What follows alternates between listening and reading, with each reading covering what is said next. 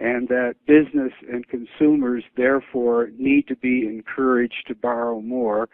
You know, that whole syndrome, that whole framework obviously is wrong. It's failed dramatically. We can see that almost day by day as we enter another calendar year and find that the economy again has not taken off into escape velocity as we've been promised over and over as a result of all this monetary expansion. So I think, we're getting to the Rubicon here in terms of where people stand on this issue.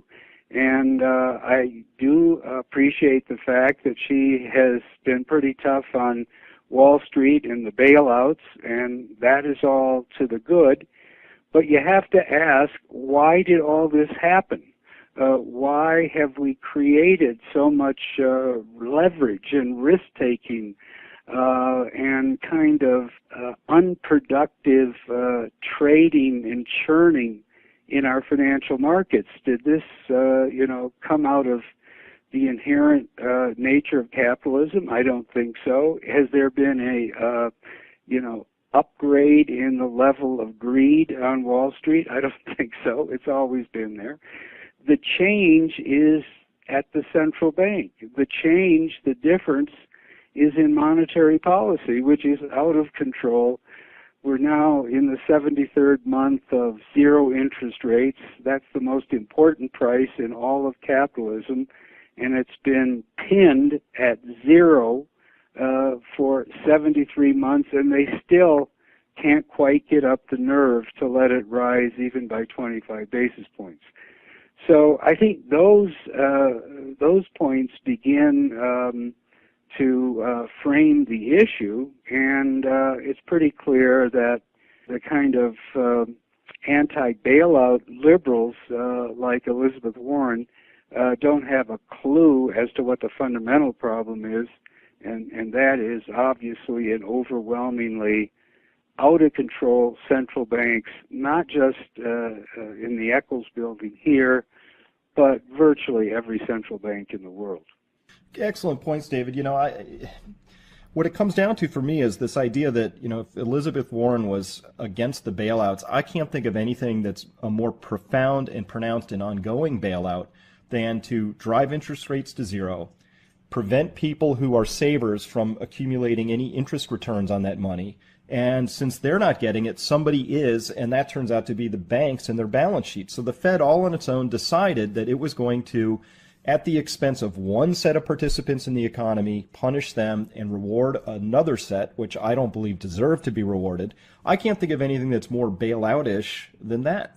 No, that is the continuing fundamental bailout that has been in place continuously since September 2008.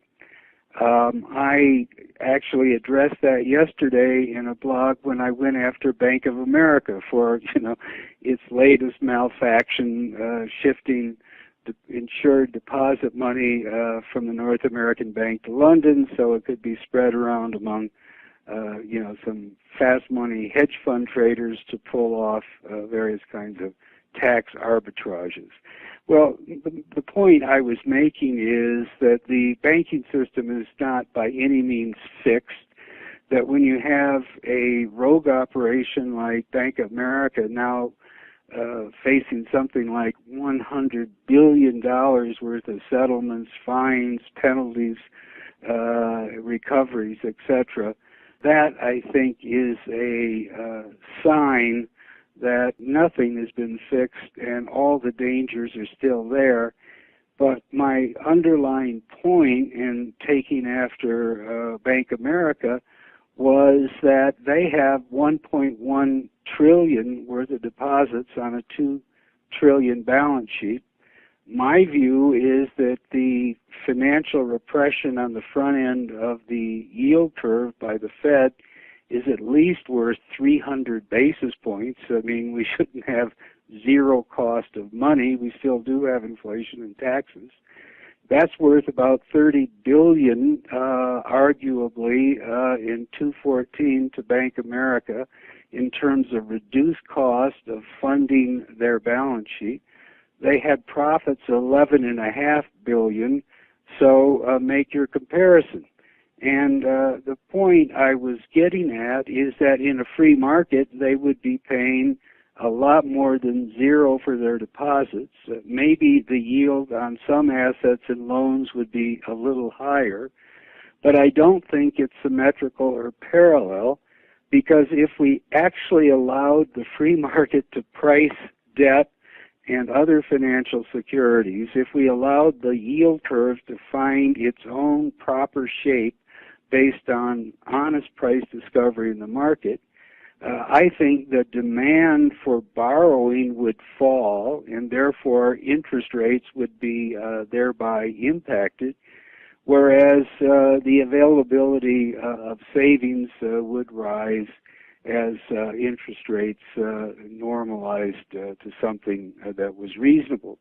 You put the two together, and you come to the conclusion, at least in my view, that bank earnings are massively overstated or distorted or malformed, if we can use that word, as a result of this massive financial repression by the Fed, that a bank like Bank America, which allegedly has rebuilt its balance sheet and regenerated some equity, is basically the recipient of this huge gift from the Fed.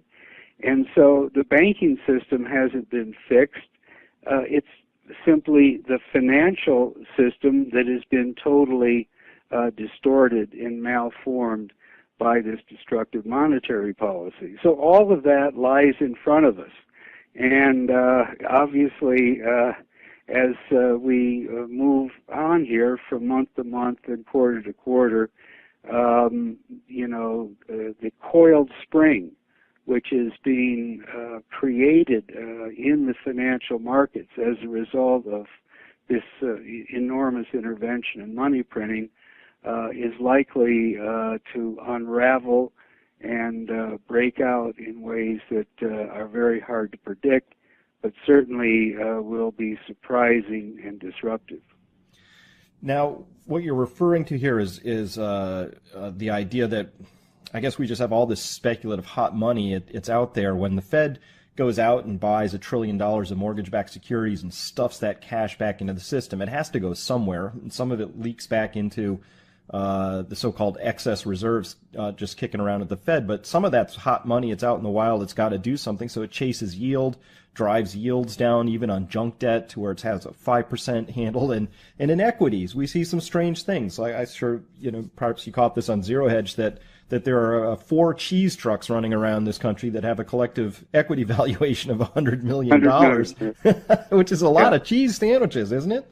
Right. Yeah, exactly.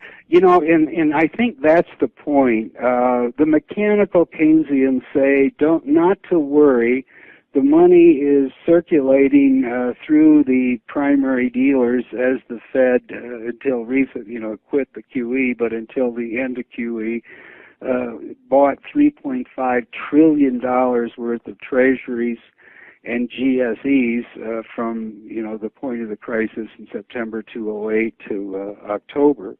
But not to worry about that, because a lot of it just has come back as excess reserves at the New York Fed.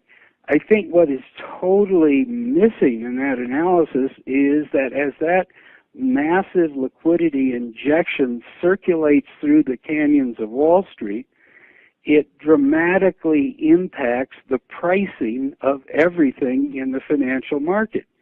That is what caused, the money market to stay at zero. That's what causes the sharp repression of 30-year mortgage yields or 10-year Treasury yields, or the entire Treasury curve along with it. Now, when you get false pricing, when you get artificially low prices, especially on the front end of the curve in the money markets, that is simply a backdoor way of creating more credit.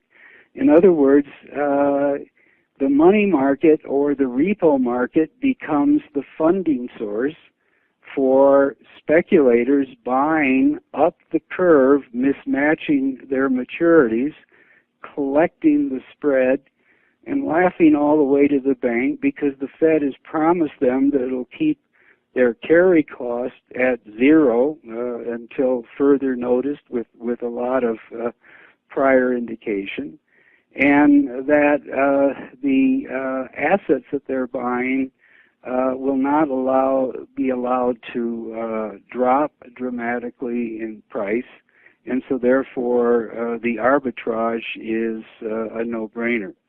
Now, that's what happens when $3.5 trillion circulate from the printing press, the send button at the Fed, through Wall Street and the primary dealer system, and some of it comes back into, the excess reserve accounts. In the process, all pricing is distorted.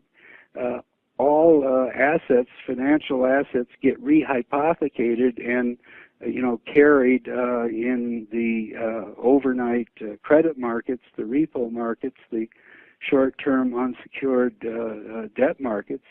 And that is the mechanism by which this huge financial bubble is continuously inflated, whether it's on the fixed income side, the equity side, or all the derivatives and trades that can be fashioned in those markets.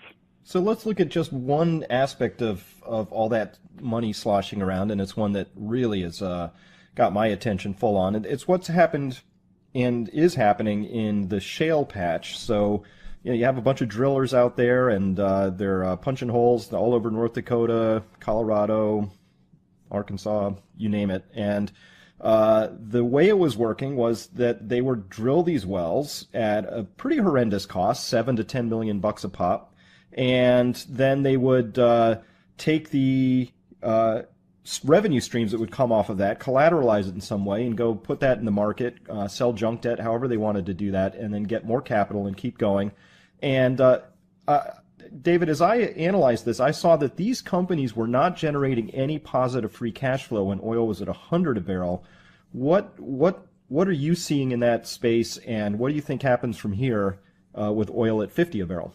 Well, I think you've put your finger right on the issue. We keep talking about the fact that all of this central bank intervention and pegging of market prices in virtually every class of financial asset is generating huge underlying malinvestments in the real economy, and there is probably no more dramatic case than the oil patch. It is evident right now that oil is not capable of sustaining at $100 or $110 a barrel as the world economy cools down from this enormous central bank boom that we've had for the last almost 2 decades. And therefore, there isn't enough demand to support the price at $100 or plus dollars a barrel. On the other hand, the desperate scramble for yield that was generated by financial repression by the Fed and other central banks drove tens of billions, hundreds of billions worth of capital into very high-risk investments such as junk bond funding of the investments in the shale patch. Now, if you look at it objectively, there is probably no price in the last 8 or 9 years that's been more volatile than the oil price. It went from 80 to 150, back to 30, up to 115, and now back to in the 40s at some point in relatively short period of time here. That in that kind of commodity market, pouring fixed yield debt down the wellbore for high cost shale just was the height of irrationality. And yet, that is what occurred, and now we're on the backside of that, and that is that all of the malinvestment is going to come undone, and there has already been a massive adjustment, even within a few months after the price adjustment took hold. Oil rigs, the number already is down from a peak of 1,600 in October to under 1,200 now, and is heading down 80 or 90 a week. And that ricochets through the whole system in terms of, local economic activity and jobs and multiplier effects and so forth. There was a story 2 days ago about the building boom in Houston. 18% of all the commercial square footage under construction in the United States today is in Houston, 80 different high-rise office buildings, and there is going to be a huge collapse of demand as a result of this dramatic adjustment that's occurring. Well, the point is, all of that adds up to economic waste. You bring people to North Dakota, and pretty soon, after a few years of earning $200,000 a year, they're back in their pickups, heading back to where they came from. You create a massive local boom in the Eagle Ford, and all of a sudden everything is drying up, from restaurants to bars to car washes and all the rest. You create a massive bubble in Houston as a result of the oil price and the shale boom, and all of a sudden there are going to be half-completed office buildings everywhere. The Keynesians don't even recognize that or accept that, because they have no history or balance sheets. That's all yesterday. Their view is, what do we do tomorrow, without recognizing that there has been an enormous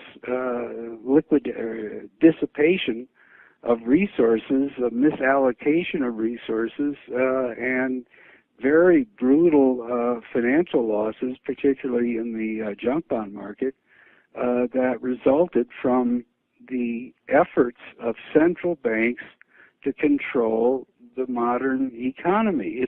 It's just plain flat wrong. The policy is destructive, and we somehow need to get back to the point where we let the market price the financial system, and where we let the economy drive the financial markets in terms of capital that's needed and profits that are produced and valuations that are honestly discovered in markets that are not manipulated and pegged by the central banks. You've brought up so many great points in there, and one thing that stuck out for me was this idea that we're under a couple of decades of Fed intervention. Once upon a time, the Fed was not that interventionist, and under Greenspan, that really started to shift. So the way I look at this, David, is, we had a little corporate bond hiccup in '94. It led to this really bizarre thing known as the sweeps program, where banks were allowed to effectively sweep demand monies out of various accounts simply for the optics of being able to say, hey, we don't have to hold anything in reserve now, we can really jack the lending up. That gave us a stock boom, which then crashed and required the Fed to come in and ride, interest rates down to 1%, which gave us a housing boom, which was even more destructive than the stock boom before. And in response to that, they've taken us to 0%. And so my perception is that the Fed is compounding little errors and making them larger over time. And I feel like we're at a place now where they've got themselves really boxed in a corner where there's only two ways out of this. One is glorious growth forever, hey Hosanna, nothing goes wrong. And the other is a pretty bad accident. How do you see it? Well, I take the second view, and I think it's not only the Fed and the U.S. economy, but it's global. I think the central bank-driven global boom of the last 2 decades is over. Perhaps it started in 1994 when the Greenspan Fed lost its nerve in the face of that little bond market hiccup, and over on the other side of the Pacific, Mr. Deng said, to be rich is glorious, and the great China construction and debt boom got underway. We are now through that. We're done with that.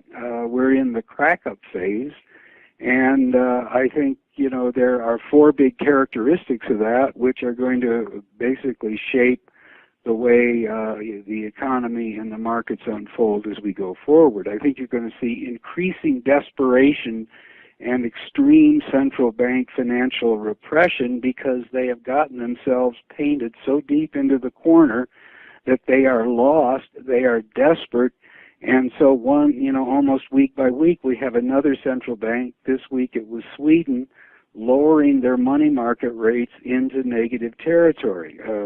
Obviously the Swiss bank is already there, Denmark's bank is there, the EC is there on the deposit rate, the Bank of Japan is there. All of the central banks of the world now are desperately driving interest rates into negative territory.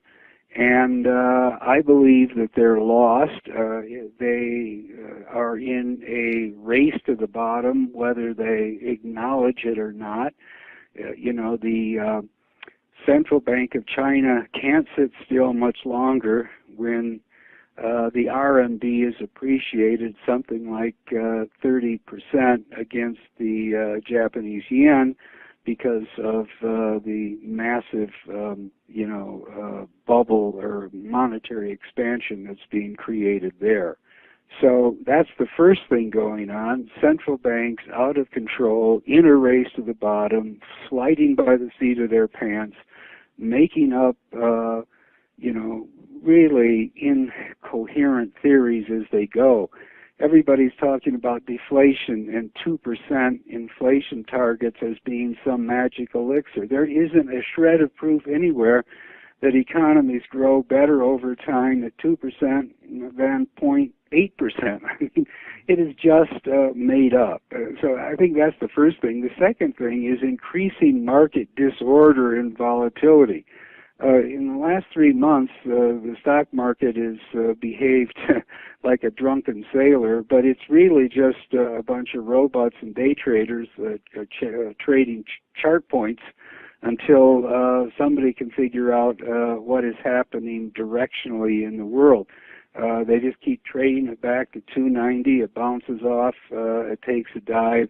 They trade it back. It has nothing to do with information or, incoming data about the real world. We have today the 10-year German bond trading at 29.5 basis points. Well, the German economy has been reasonably strong, fueling the Chinese boom. That export boom is over. The Chinese economy is faltering. Germany is going to have its own problems, but clearly 29 basis points on a 10-year is irrational, even in the case of Germany, to say nothing of, the 160 available today on the 10-year for Spain and Italy. Both of those countries are in deep, deep fiscal decline. There is no obvious way for them to dig out of the debt trap they're in. It's going to get worse over time. There's huge risk in those bonds, especially because there's no guarantee that the EU will remain intact or the euro will survive. Why in the world would anybody in their right mind be owning the Italian debt at 160 other than the fact that they're front-running the massive purchases that Draghi has promised and now the Germans have acquiesced to over the next year or two? But that only kicks the can down the road. One of these days, the central banks are going to falter, and the market is going to reset violently to prices that reflect the true risk on all this sovereign debt and the pretty cloudy outlook that's ahead for the world market. We now have something like $4 trillion worth of sovereign debt spread over Japanese issues, the major European countries that are trading at negative yields. Obviously, that is one, irrational, and second, completely unsustainable, and yet it's another characteristic of what I call these disorderly markets. Malinvestment is now coming home to roost. It will be driving a huge deflation of commodity and industrial prices worldwide. You can see that in iron ore, now barely holding $60 from a peak of 200. Obviously, it's the whole oil patch that we've talked about. Look at the Baltic Dry Index. That is a measure, one, of faltering demand for shipments, and two, massive overbuilding of bulk carrier capacity as a result of this boom, central bank-driven boom that we've had in the last 10 to 20 years. So that is going to be ripping through the financial system, the global economy, in ways that we've never before experienced, and so therefore in ways that are hard to predict what all the ramifications and cascading effects will be. But clearly it's something that we haven't seen in modern times or ever before. The degree of overinvestment, excess capacity in everything from iron ore mines to dry bulk carriers, aluminum plants, steel mills, and on down the line. And then finally, clearly, demand has run smack up against peak debt, and I think that's the right word for it. We had a tremendous, study come out in the last week or so from McKinsey, who do a pretty good job of trying to calculate and track and tote up the amount of credit outstanding, public and private, in the world. We're now at the 200 trillion threshold. That's up from only about 140 trillion at the time of the crisis. So we've had a 60 trillion expansion worldwide of debt just since 2008. During that same period, though, the GDP of the world's up a little more than 15 trillion, from 55 or mid-50s roughly to 70 trillion.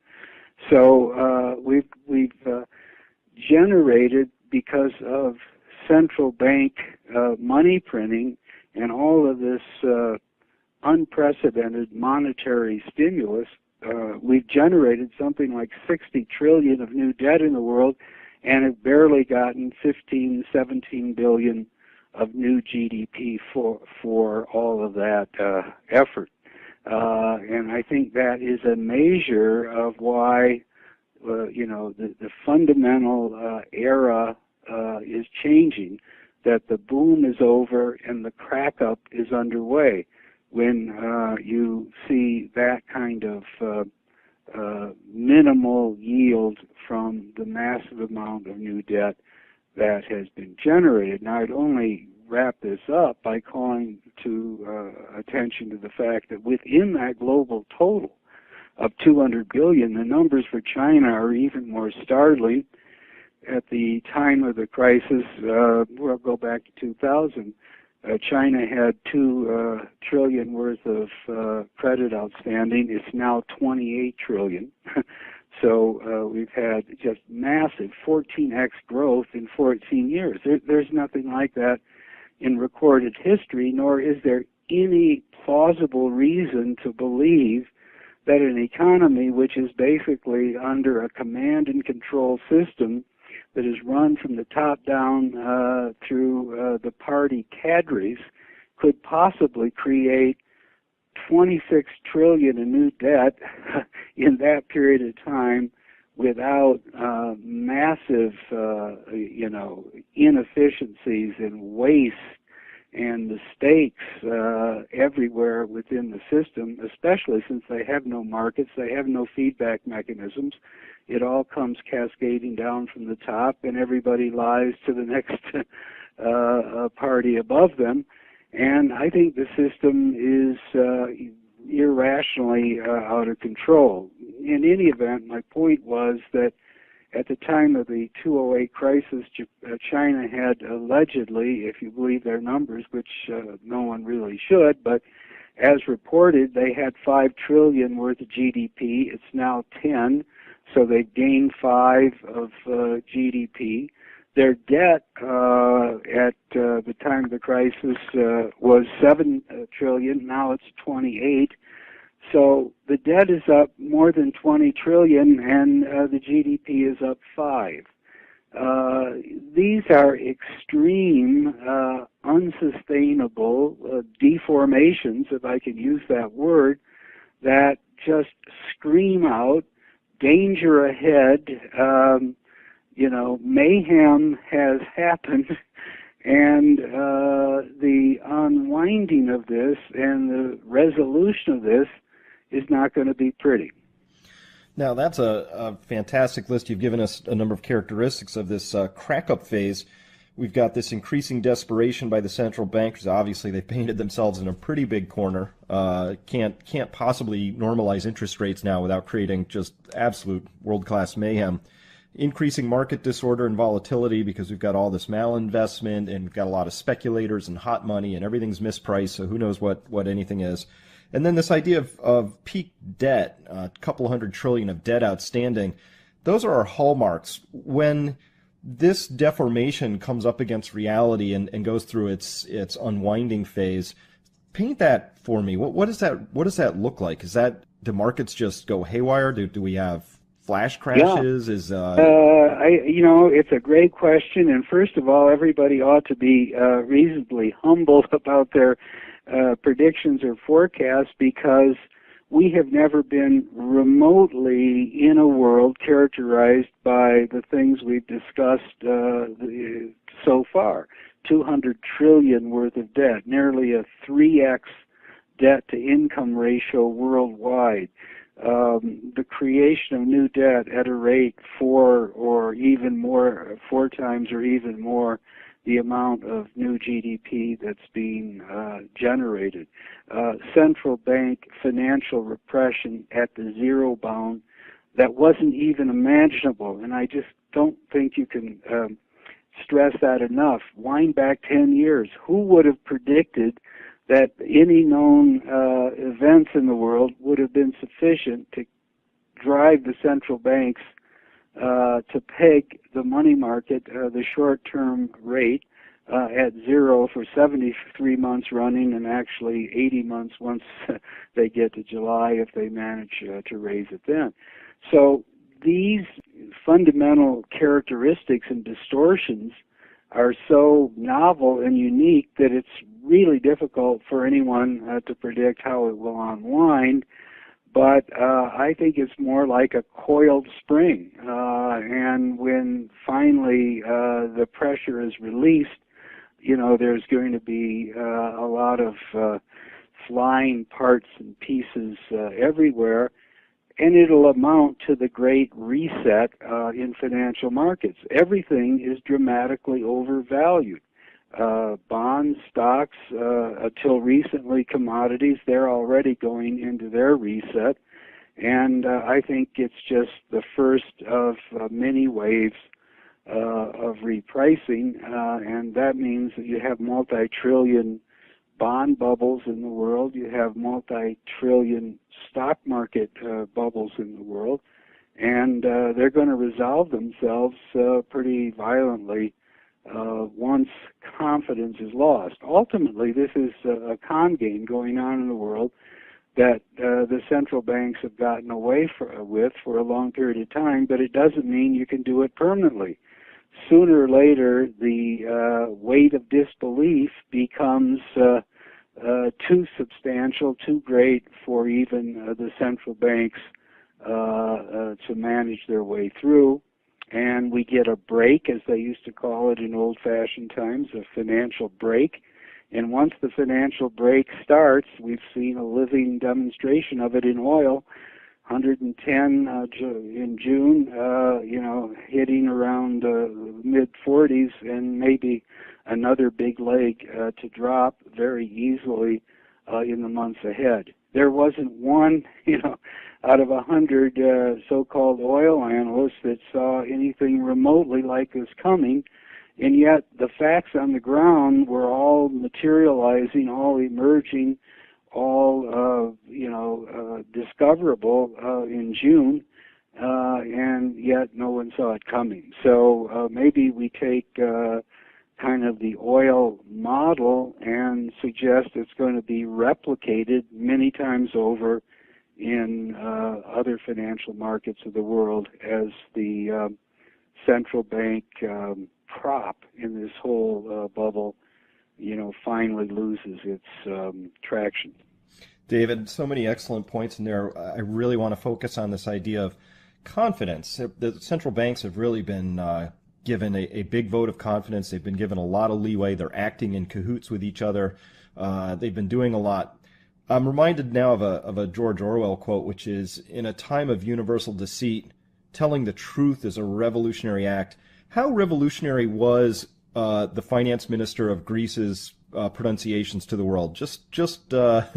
I watched the EU bureaucrats just absolutely go into a panic tizzy over what the things he was saying. How revolutionary is that? Well, I think it was a pretty dramatic inflection point. I think of all the points he's made, and some of them obviously are for home consumption politically, but the fundamental point is that we have the Greek nation, $350 billion worth of debt. We didn't ask to sustain that. It was forced on us by the EU bureaucracy and mechanism that essentially bailed out the banks of Germany and France and Italy and elsewhere and converted what was de facto defaulted debt issued by the Greek governments prior to 2010 into permanent obligations guaranteed by the taxpayers of Europe. And that was a fundamental mistake. It was symptomatic of this whole kick the can model that has ruled the world for many years now. And I think what's happening at the moment, which is getting more tense by the hour, is the Greeks have finally said, no, we're not going to run our economy and our policy as based on the mandate that we have gotten from the people in order to shield the taxpayers of Germany and Italy and France from the imprudent obligations that they took on, unbeknownst really to the public on the street in Europe, but the obligations they took on because Brussels and Frankfurt were unwilling to allow defaults to occur, losses in the banking system to happen, and the market process in finance to work its will. And now we're at the point where the political contagion is breaking out, because if they dare let Greece off the hook, how soon will there be a upheaval in Spain and a new government? How soon will there be an upheaval in Italy and a new government?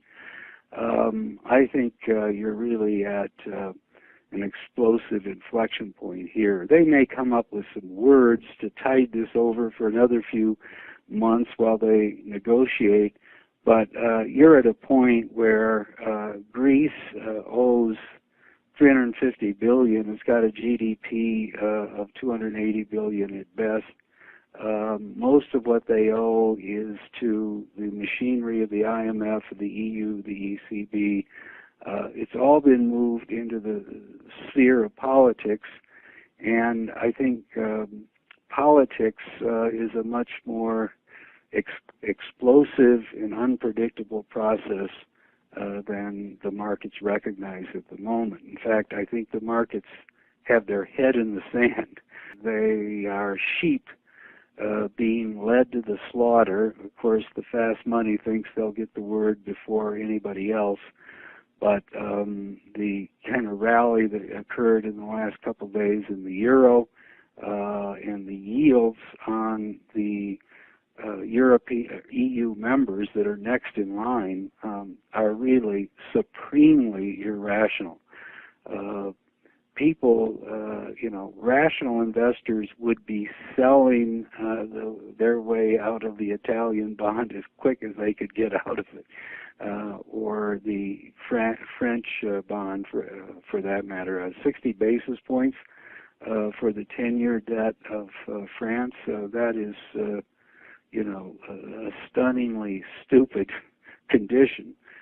Yet I think it's symptomatic of the way the markets are sleepwalking in the face of what looks to be like the beginning of a total breakdown of politics within the EU. Now, what I loved about what the Greek finance minister said, which I thought was a little too truthy for the markets, was he just said flat out, my country's broke. And, right. And that's true. And I think that it's a short hop, skip, and a jump from there to say, well, if Greece is broken, they're going to admit it, and that's going to have repercussions. Then what do we say about Italy or Spain or Portugal or Ireland or Japan or the United States if you run the clock out long enough? What's interesting to me here is, you're talking about Greece, and I had always, thought of it in my head. It's an economy, it's a country, it's a nation state. But I'm looking at a chart here that shows various things that have larger economies, GDPs, than Greece. And right next on the list with a larger economy than Greece is Boston. So yeah, right. So when we say they have $380 billion of debt, imagine that trying to, Boston trying to figure out how to pay $380 billion of debt. But honestly, Boston has a more vibrant economy than Greece currently.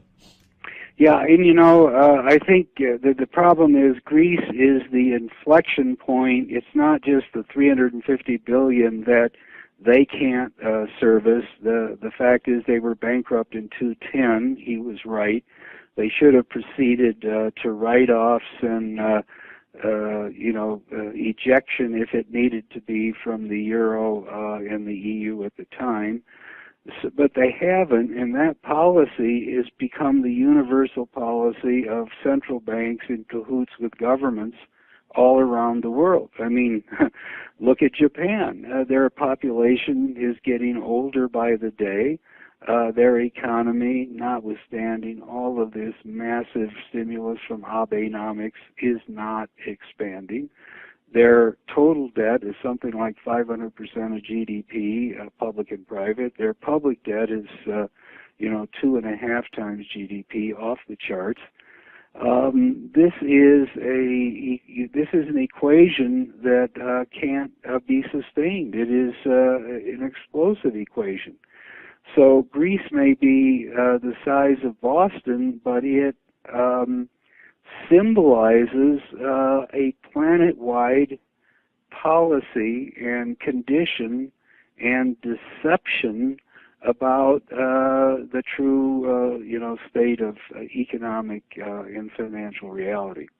I thought that, the chief lesson coming out of this and seeing the panic that's ensued is that you're not supposed to say the obvious, and that's really the biggest deformation, is that speaking the truth seems to have really slipped in the past number of years and decades, and we're at the point now where we do have to deal with some real solid structural issues. If something can't be paid back, it won't, and so right now I look at what's happening in the EU vis-a-vis Greece, but soon to be coming to a theater closer to you. Is really they're just trying to solve this one question, and the question is, who is going to eat the losses? Mm-hmm. There's just losses to be had. I guess we're now to the point of arguing over who's going to take them. The standard IMF position, which poor Ukraine. I mean, they had a great deal with Russia in December of 2013. Yes. They reneged on that, $20 billion with no strings attached relative to the IMF, which gave them 17.5 very string-laden attachments. And they'll never dig out from under them, is the lesson from that. And so as I look at it, it's really the banker political class on one side saying we don't want to eat the losses, we think the people should. Greece is the first nation state I know of after Iceland to stand up and say that's not how this is going to work out. Yeah, it'll be very interesting to watch over the next couple weeks how this plays out. I still think there is some possibility that they'll find a way to kick a rusty can down the road for a few months. The Germans are saying they must complete the program. Well, what does complete mean and what does program mean? The new Greek government says it has a mandate not to extend the program. Well, what does extend really mean, and can people find ways to split hairs and twist words so that the differences, the vast black and white difference between the north and south of Europe, can be accommodated?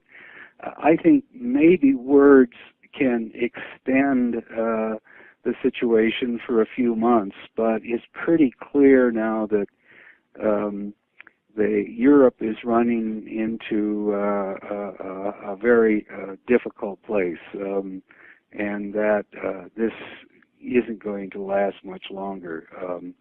The EU and the German differences over monetary policy, the unrest that's in the electorates of all the major European countries that are heading for elections, all of this creates pressures and tensions and fractures that I do not think are containable and manageable much longer, even if suddenly next week you get an announcement that they're going to get by for another 30 days. I don't think you can run the world 30 days at a time with this much built up pressure and tension.